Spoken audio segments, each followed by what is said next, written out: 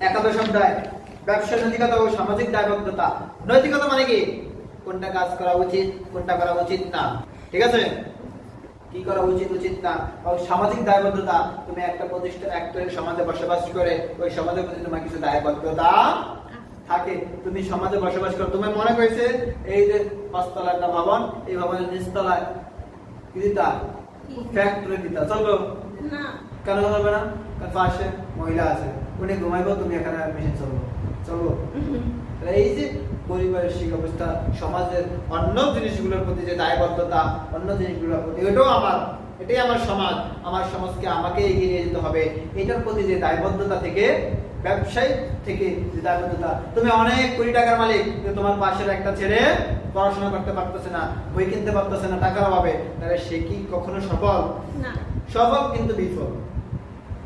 তাহলে এই যে সমাজের প্রতি কিছু দায়বদ্ধতা থাকে, এই দায়বদ্ধতা এবং নৈতিকতা, কোনটা উচিত কোনটা উচিত না। আরে ভাই, ইয়াবা বিক্রি করলে টাকা বেশি না, কিন্তু সমাজটা কি ভালো হয় না নষ্ট হয়? এটা কি উচিত? এই যে নৈতিকতার দিক থেকে ব্যবসা করা, এটা এই নিয়ে আলোচনা করা হয়েছে।